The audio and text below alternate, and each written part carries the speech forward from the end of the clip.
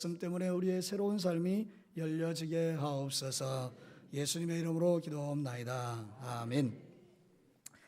우리나라 통계청 자료에 하면 2013년도 1월달 기준으로 결혼을 28,800쌍이 결혼했는데 이혼을 1월 한 달 동안에 9,400쌍이 했다, 그런 통계가 있습니다. 그리고 지난 한 해 동안에 2013년 동안에 이혼한 가정이 11만 4,300건이다. 그래서 비공식적인지는 몰라도 OECD 국가 중에 1위다, 그렇게 나온 통계를 보았습니다.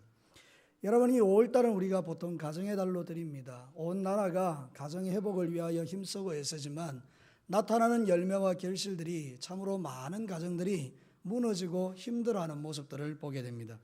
사랑하는 성도 여러분, 이러한 시대를 살아가면서 저와 여러분들이 가정의 의미를 생각해 보지 않을 수 없습니다. 그래서 오늘 이 성경 본문을 통해서 오늘 부부주일이라고 정하고 우리 부부들에게 하나님의 말씀을 전하는 이유는 행복한 가정에 있어서 가장 중요한 사람들이 이 남편과 아내이기 때문입니다. 오늘 이 자리에 앉아서 말씀 듣는 사람들 중에는 여러 부분의 사람들이 있습니다. 예컨대 남편과 아내가 먼저 세상을 떠난 분들이 있습니다. 또 아직 결혼하지 않아서 남편과 아내가 없는 사람들도 있습니다. 그러나 이 말씀들을 마음에 다 담아두시고 자녀들을 가르칠 때도 이 말씀으로 가르치시고 앞으로 결혼할 성도들은, 결혼할 우리의 다음 세대인 자녀들은 이 말씀을 잘 듣고 내가 앞으로 결혼하면 이런 가정을 이루어야 되겠다, 그런 생각을 하시면 될 것입니다. 또 나아가서 현재 부부 생활을 하고 있는 성도들 가운데는 이 말씀을 마음판에 잘 새겨서 더 행복한 가정이 되시기를 주님의 이름으로 축복합니다. 성경에는 행복한 가정을 위한 비결들을 많이 적어두셨습니다. 하나님은 우리에게 가정을 주시고 가정들이 행복해지기를 원하시는 분입니다. 어느 누구도 가정이 불행하게 되는 것을 원하는 사람이 없습니다. 하나님도 마찬가지입니다. 하나님도 당신의 귀한 자녀들이 그 가정에서 천국을 맛보며 살기를 원하십니다. 그러므로 이 말씀을 들으시고 여러분의 삶에 놀라운 변화들이 일어나서 가정이 천국이 되는 그런 은혜를 누리시게 되기를 바랍니다. 서로 한번 인사하겠습니다. 가정 천국을 이룹시다.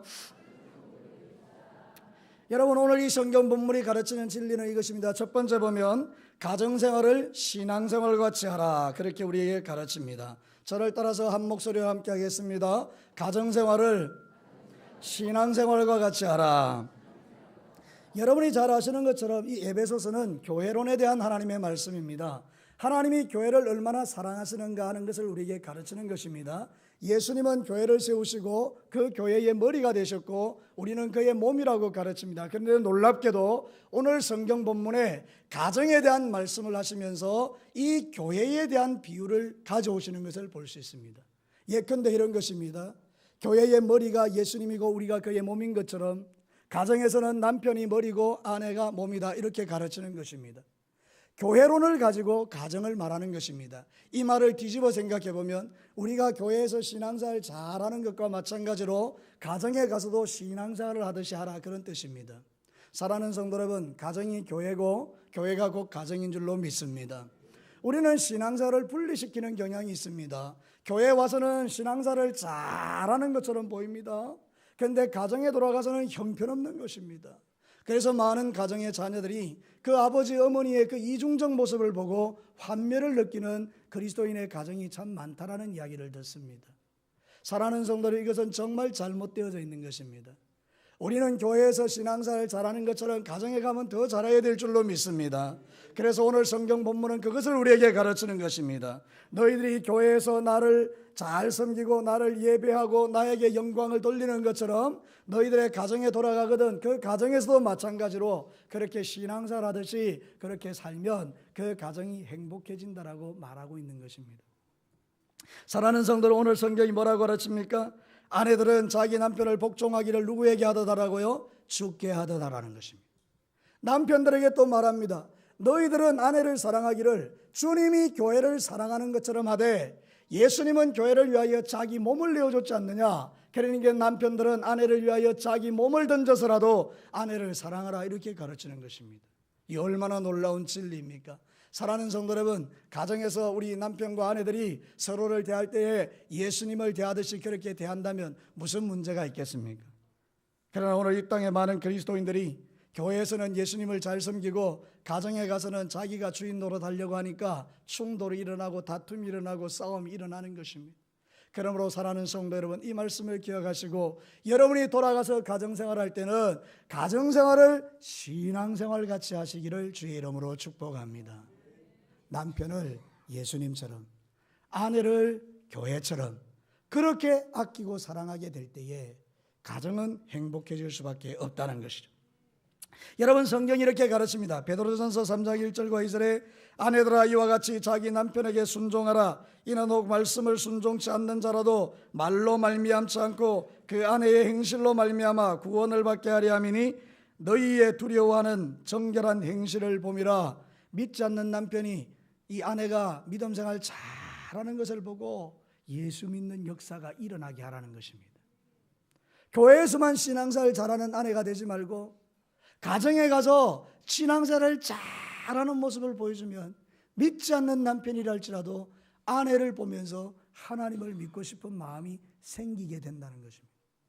남편들에게 뭘 가르칩니까? 베드로전서 3장 7절에 남편들아 이와 같이 지식을 따라 너희 아내와 동거하고 그를 더 연약한 그릇이요 또 생명의 은혜를 함께 이어받을 자로 하라. 귀히 여기라. 이는 너희 기도가 막히지 아니하게 하려 함이라. 남편들은 지식을 따라 아내를 섬기라고 말합니다. 여러분, 우리 남편들은 배워야 합니다. 뭐를 배워야 합니까? 여자들의 심리와 여자들의 그 마음을 잘 알아야 합니다.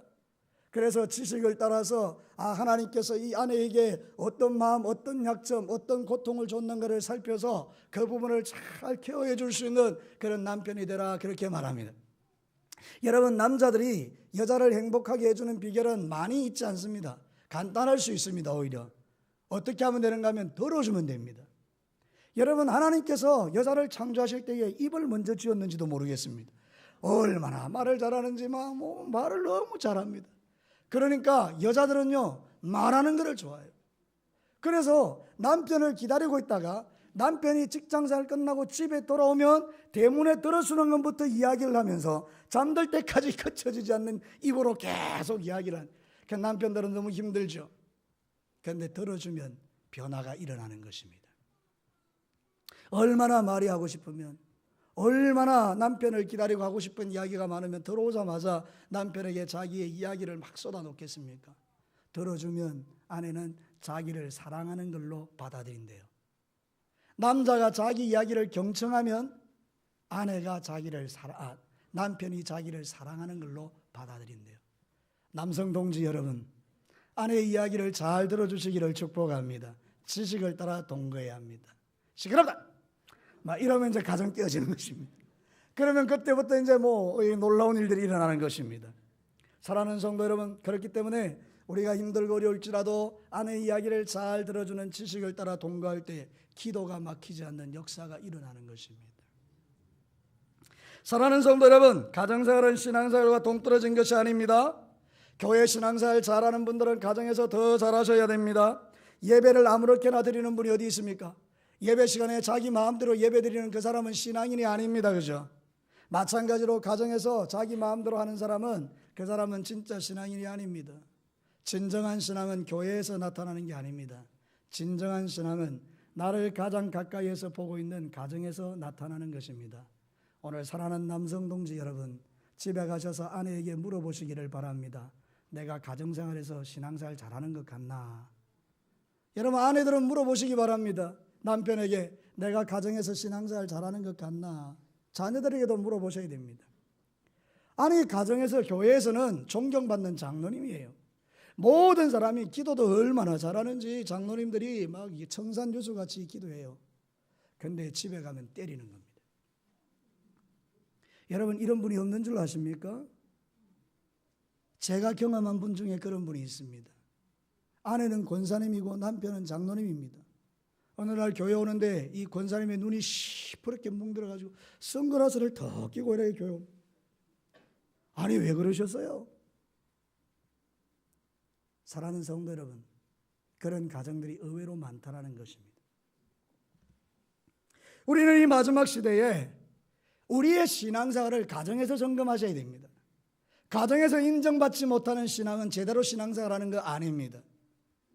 그래서 여러분들이 이제부터 은혜 받은 것은 어디다 쏟아놓으라? 가정에서 쏟아놓으셔야 됩니다.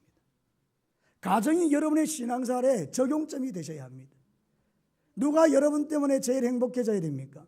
목사입니까? 아닙니다. 누가 여러분 때문에 가장 행복해져야 됩니까? 바로 여러분 옆에 있는 아내와 남편과 자녀들이 행복해져야 합니다. 전에 제가 한번 말씀드렸죠. 주일학교 교사가 아이에게 물었습니다. 야, 천국은 너무너무 좋은 곳이란다. 너희 가정같이 그렇게 아름다운 곳이다. 그러니까 아이가 안색이 확 변하더니, 목사님, 나 천국 안 갈래요. 여러분, 이게 어떤 의미인지 아시겠죠? 우리는 신앙생활 할 때에 교회에서만 포장하지 마시고 집에 가셔서 잘하시기를 축복합니다. 서로 한번 인사하셔야 됩니다. 집에서 잘합시다. 사랑하는 성도는 그게 진리가 아닙니까? 교회에서 실컷 잘하고 집에 가서 아내를 때리고 폭행하고 술 마시고 방탕하고 그게 무슨 신앙생활입니까? 그건 아닙니다. 그건 예수 잘못 믿는 것입니다. 그것은 예수님도 모르는 것입니다. 사랑하는 성도 여러분, 오늘 성경은 분명히 그렇게 가르치는 것입니다. 가정에서 신앙생활을 하라는 것입니다. 사도행전 10장 1절과 2절에 보십시오. 가이사랴에 고넬료라는 사람이 있으니 이달리아대 부대라는 군대의 백부장이라. 그가 경건하여 온 지방과 더불어 하나님을 경외하며 백성을 많이 구제하고 하나님께 항상 기도했다. 고넬료는 이방인이었음에도 불구하고 온 가족과 함께 하나님을 경외하는 사람이었다라고 성경은 말합니다. 고넬료가 그 가정에서 신앙을 인정받은 것입니다. 하나님이 그걸 인정하신 것입니다. 부탁드립니다. 사랑하는 성도 여러분, 여러분의 삶 가운데 신앙생활이 나타나야 될 곳은 교회가 아닙니다. 교회에서는 누구나 다 잘할 수 있습니다. 목사님, 장로님, 권사님, 집사님, 집에 딱 들어가면 컬러가 달라집니다. 예수 안 믿는 사람보다 더한 사람들이 많습니다. 그래서 오늘날 이 땅에 가정들에 문제가 생기고 아내들이 병들기 시작하는 것입니다. 우리 아내도 종종 저한테 그런 이야기를 합니다. 여보, 나는 강대상에 있는 당신이 제일 멋있다. 사랑하는 성도 여러분, 우리 다 연약하고 부족하지만 그러나 우리가 신앙생활을 가정에서 하셔야 될 줄로 믿습니다. 아내는 어떤 경우에도 남편에게 주신 권위를 무시하지 마십시오. 여러분의 믿지 않는 남편이라 할지라도 그 권위를 무시하지 마십시오. 하나님이 당신들에게 남편을 주신 것은 그 남편을 통하여 그 가정을 세우기 위함입니다. 믿지 않는 남편도요, 이 아내가 그 권위를 존중하고 인정해 줄 때에 언젠가는 변화되어져서 믿음의 호주가 되는 날이 오게 됩니다. 그러나 믿지 않는 남편이 애를 먹인다고 그 남편의 권위를 인정하지 않게 되면 절대로 남편은 주께로 돌아올 길이 없습니다. 사랑하는 성도들은 지금은 좀 부족해 보이고 연약해 보여도 남편을 하나님이 주신 권위자로 인정하고 그분에게 복종하는 것입니다. 이 복종이라는 단어가 영어로 서브미션입니다. 이게 뭔가 하면 서브라는 것은 밑에라는 것입니다. 미션이라는 것은 과제를 의미하는 것입니다. 그 밑에서 남편이 주는 그 모든 말들을 수용하는 것을 의미하는 것입니다. 남편들도 아내의 말을 잘 들어줘야 되지만 아내들도 남편의 말을 잘 들어주셔야 합니다. 복종하는 것. 그렇게 될 때에 하나님이 그 가정을 변화시켜 주시는 것입니다. 교회 가지 마라, 예수 믿지 마라, 하나님이 어디 있냐, 그런 말에는 우리가 복종할 수 없지만 그 외의 다른 것들에 대해서는 신실함으로 아내가 남편에게 복종할 때 남편에게 변화가 일어나는 것을 보게 될 것입니다. 남편들은 아내를 대함에 있어서 세상에서 가장 존귀한 사람, 내 생명 바쳐야 될 사람으로 보셔야 합니다. 여러분, 저는 이 말씀을 준비하면서 생각해 봤습니다. 예수님이 교회를 위하여 생명을 드렸을 때는 그 교회가 완벽하기 때문에 생명을 드린 게 아닙니다. 교회는 연약하고 부족했습니다. 우리는 죄인들이 모여서 어떤 경우에는 우리끼리 찢고 뽑고 싸울 때도 있고 어떤 때는 하나님의 말씀에 순종하지 못하는 교회의 연약한 모습이 있습니다. 그럼에도 불구하고 그 연약한 교회를 위하여 예수님은 자기의 목숨을 던지셨습니다. 많은 남편들이 아내가 완벽해지기를 원합니다. 결코 아닙니다. 사랑하는 성도 여러분, 아내가 부족해도 예수님께서 교회가 부족해도 그를 위하여 목숨을 던진 것처럼 우리는 그 아내를 위하여 생명을 바칠 각오를 해야 가정이 행복해질 수 있는 비결을 성경이 가르치고 있는 것입니다. 그래서 사랑하는 성도 여러분, 교회에서 신앙생활 잘하시는 여러분들은 가정에서도 신앙생활 잘하시기를 주의 이름으로 축복합니다. 아내의 말 한마디가 남편을 살립니다. 제가 이 말씀을 준비하면서 한 글을 보았습니다. 조서환이라는 그런 남자가 있습니다. 조서환. 이분은요, 군대 갔다가 장교로 갔는데 수류탄 던지다가 폭발이 돼가지고 왼쪽 발을 잃어버렸습니다. 절망이 되고 좌절이 됐는데 이분에게 애인이 있었습니다. 그 애인이 병원에 왔을 때 내 이제 이 팔도 없고 그래도 네가 나를 사랑하느냐 그랬더니 아내가 눈물을 흘리면서, 그 여자가 눈물을 흘리면서 사랑한다고 했다는 거예요. 그래서 이분과 결혼했는데 이 아내가 진짜 예수님을 잘 믿는 아내입니다.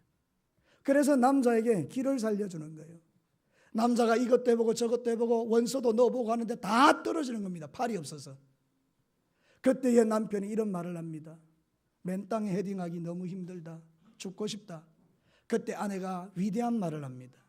당신은 아직 이마에 키스도 안 갔다. 그 말이 뭡니까? 아직 당신 멀었다는 것입니다. 걱정하지 말라는 것입니다. 10번이고 20번이고 100번이고 도전해보라는 것입니다. 그래서 애경이라는 유명한 비누 만드는 회사에 이렇게 원서를 넣었는데 거기서 이런 말을 합니다. 제가 팔은 없지만 머리는 있지 않습니까? 이 머리로 너는 이 회사를 살릴 것입니다.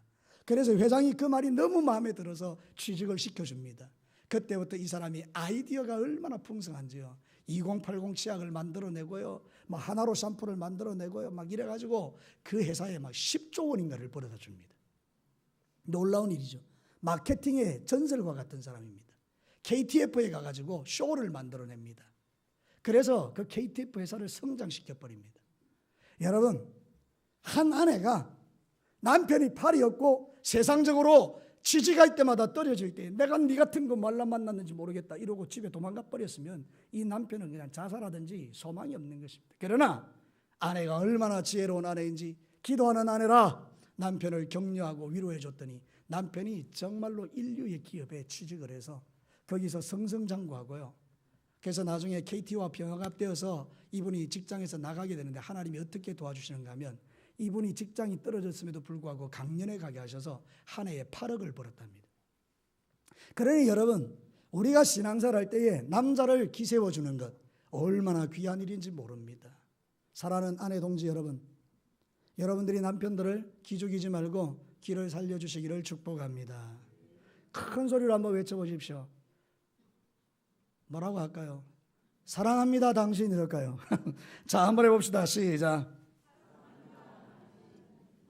좀 이상합니다. 어쨌든 중심은 그렇습니다. 예, 아내들이 사랑하시기를 바랍니다. 우리 남편들도 아내를 사랑하시게 되기를 바랍니다.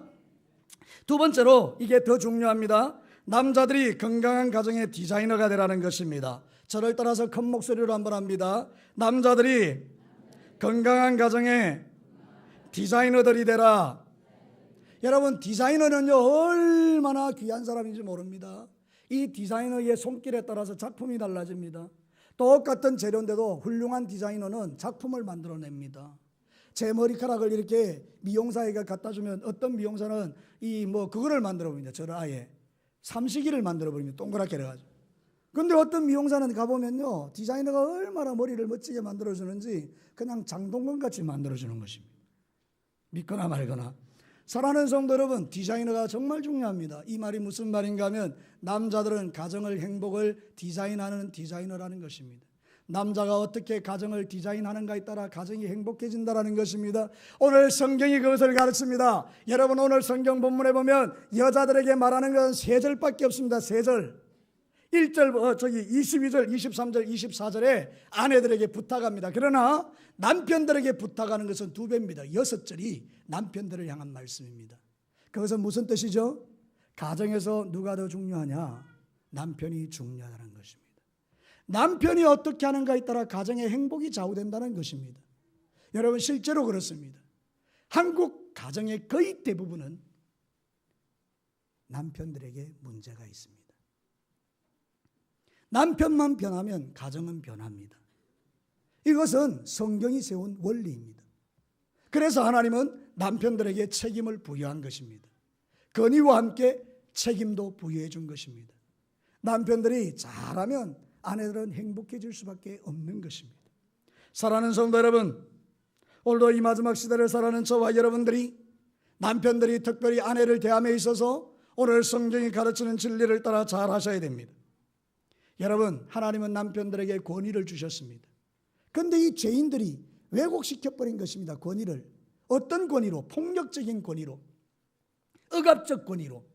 그래서 아내들을 억압해버리는 것입니다. 아내들을 폭력으로 다스려버리는 것입니다. 결코 아내들이 행복해질 수가 없는 것입니다. 사랑하는 성도 여러분, 그 권위는 왜곡된 권위입니다.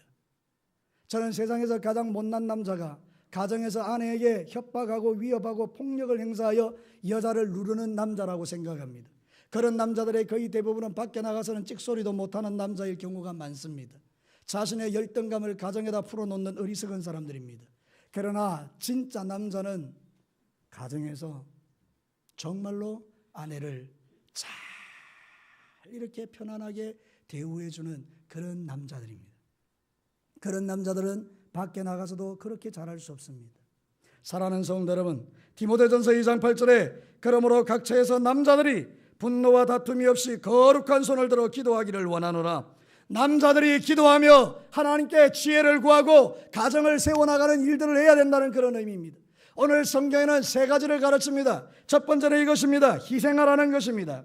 사랑하는 성도 여러분, 오늘 성경 본문에 보면 25절에 이렇게 말합니다. 남편들아 아내 사랑하기를 그리스도께서 교회를 사랑하시고 그 교회를 위하여 뭐를 주라고요? 자신을 주신 것 같이 하라.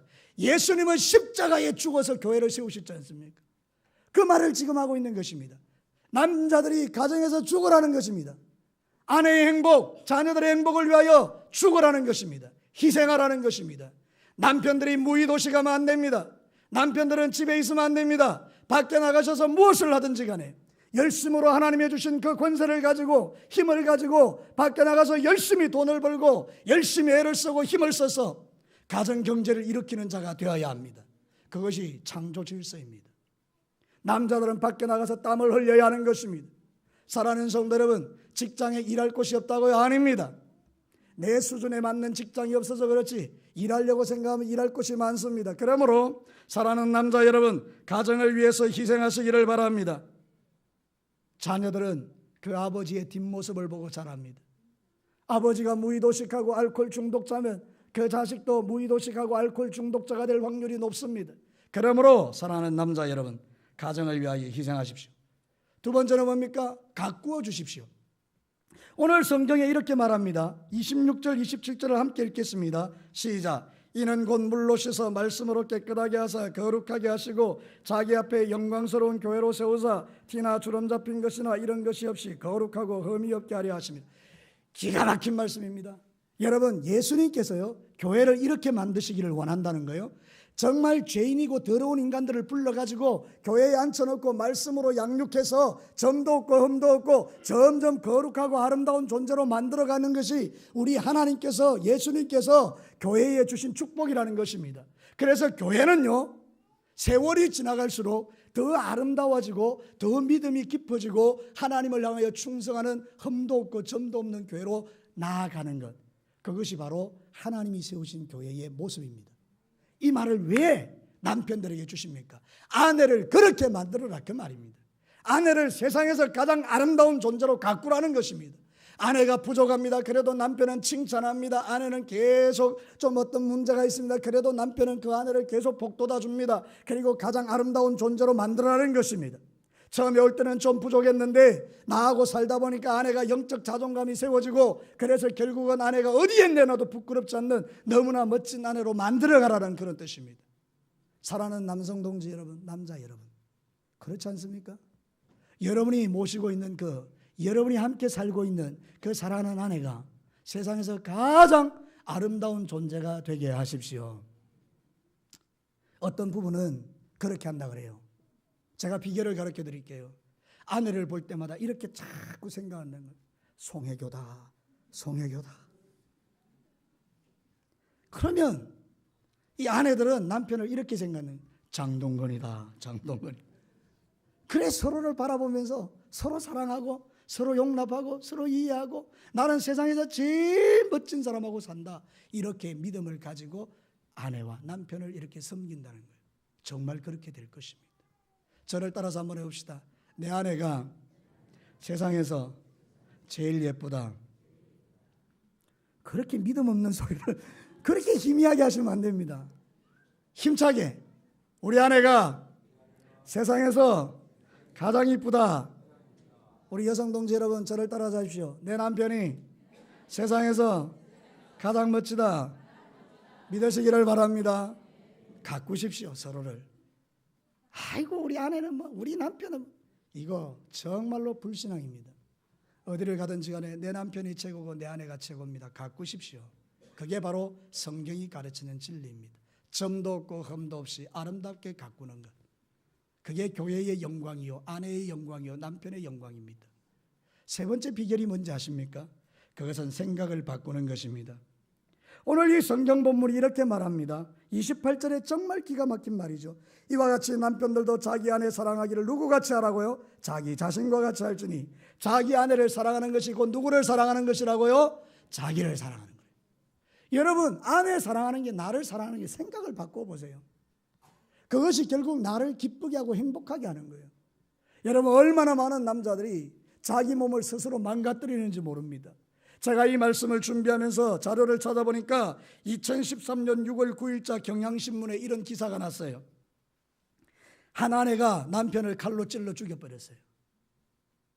그날도 남편이 술 취하고 방탕하고 그에게 막 들어와가지고 아내를 때리고, 그런 다음에 자고 있는 아들 방에 들어가가지고 아들을 깨우려 할 때에 아내가 얼마나 화가 났든지 자기한테 하는 것도 모자라서 자식한테 그런다는 생각이 드는 순간에 부엌에 있는 칼을 가지고 와서 자기 아들을 깨우러 들어가는 남편을 찔러가지고 죽여버렸습니다. 이 남편이 도대체 뭘 심은 것입니까? 자기를 사랑하지 않았기 때문에 결국 자기가 죽게 된 것입니다. 이런 어리석은 남편이 세상에 어디 있습니까? 여러분, 아내에게 잘못하는 것은요, 자기에게 잘못하는 것입니다. 이거를 믿게 되기를 바랍니다. 진짜 믿음을 가진 남성들은 가정을 그렇게 디자인하지 않습니다. 아내를 사랑하는 것이 곧 나를 사랑하는 것이다. 이거를 믿는 것입니다. 그래서 아내를 더 잘 섬기면 그 열매가 내게 돌아오는 것입니다. 아내를 잘 섬기시기를 바랍니다. 고린도전서 3장 19절에 남편들아 아내를 사랑하며 괴롭게 하지 말라. 괴롭게 하지 말라는 말이요, 피크라이노라는 헬라어인데 이거는 무슨 뜻인가 하면 두 가지 의미가 있습니다. 가혹행위를 하지 말라. 두 번째는 쑥으로 물을 쓰게 만들듯이 쓰게 만들지 말라. 남편들이요, 아내의 삶 속에 가혹행위를 하지 말고 그 아내의 마음을 쓴물이 나게 하지 말라는 그런 뜻입니다. 우리는 인생의 삶을 살아갈 때 짧은 인생 살면서 사랑만 해도 부족한 시간들이 너무나 많은데 서로 사랑하면서 서로 괴롭히지 말고 서로 쓴물이 나지 않도록 예수 그리스도가 쓴물을 달게 하시는 단물이 아니십니까? 그러므로 예수님을 모신 가정답게 서로에게 단물을 내는 그런 가정이 되시기를 축복합니다. 마지막 세 번째는 책임을 전가하지 말라는 것입니다. 사랑하는 성도 여러분, 오늘 성경 본문은 이렇게 가르칩니다. 가정생활을 신앙생활 같이 하라. 남자들은 행복한 가정을 디자인하는 자가 되라. 그리고 마지막 세 번째는 남편들과 아내들이 책임을 전가하지 말라. 이렇게 말합니다. 오늘 성경 본문이 뭐라고 말하느냐? 남편과 아내는 한 몸이라는 것입니다. 하나라는 것입니다. 사랑하는 성도 여러분, 이게 어떤 의미입니까? 공동 책임자라 그 말입니다. 뭔가 가정에 문제가 생기면 남편 때문에 아내 때문에 그렇게 말하는 것은 어리석은 사람들입니다. 그 문제는 함께 책임지고 가야 될 공동의 책임입니다. 왜냐하면 남편과 아내는 한 몸이기 때문입니다. 사랑하는 성도 여러분, 물어보겠습니다. 남편과 아내 여러분, 서로가 한 몸인 것을 인정하십니까? 이 사람이 내 몸이요 내가 그 몸인 걸 아십니까? 그렇다면 여러분 서로 책임을 같이 지고 가는 것입니다. 그래야만 가정들이 행복해진다는 것입니다. 많은 가정이 깨어지는 이유는 남편에게 아내에게 서로 책임을 다 전가하는 것입니다. 생각해 보십시오. 머리가 없는 몸이 있습니까? 몸이 없는 머리가 있습니까? 그런 거 있을 수 없습니다. 예수님 없는 교회, 교회 없는 예수님 상상이 되십니까? 마찬가지입니다. 남편이 없는 아내, 아내가 없는 남편, 그거는 있을 수 없는 것입니다. 그러므로 사랑하는 성도 여러분, 우리는 서로에게 책임을 전가하는 존재가 아니라 공동으로 책임을 지고 가는 자임을 기억하고, 어떤 문제 앞에서 네 때문이다 그런 말하지 마시고 서로가 함께 기도하면서 아름다운 가정을 만들어 가시기를 바랍니다. 마태복음 19장 5절 6절에 말씀하시기를 그러므로 사람이 그 부모를 떠나 아내에게 합하여 그 둘이 한 몸이 될지니라 하신 것을 읽지 못하였느냐. 그런즉 이제는 둘이 아니요 한 몸이니 그러므로 하나님이 짝지어 주신 것을 사람이 나누지 못할지니라. 세상에서 가장 어리석은 사람은 자꾸 다른 사람에게 책임을 지우는 사람입니다. 내가 니만 안 만났으면 내 인생이 달라질 것이다. 여러분 제발 그런 소리 하지 마십시오. 그분도 그분을 안 만났으면, 그분도 그대를 안 만났으면 새로운 인생을 살 사람입니다. 그러므로 여러분 서로에게 책임을 지우지 마시고, 내게 주신 이 사랑하는 남편, 내게 주신 사랑하는 아내는 하나님이 나에게 주신 최고의 선물임을 기억하고 서로가 함께 기도하면서 아름다운 가정을 세워가시기를 주님의 이름으로 축복합니다.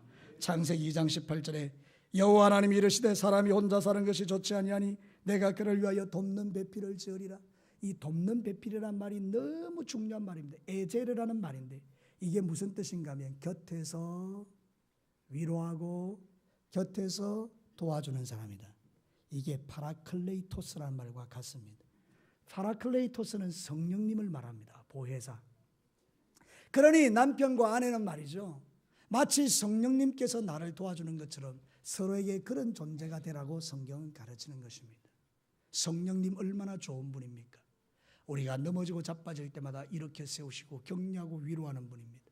마찬가지로 우리 아내들과 남편들이 서로에게 돕는 배필이 되라는 말은 뭔가 잘못하고 뭔가 문제가 있을 때에 신랄하게 지적하고 신랄하게 말하는 것이 아니라 격려하고 위로해서 그의 연약함을 세워주는 것이 진짜 행복한 가정을 이루는 비결이라고 말하는 것입니다.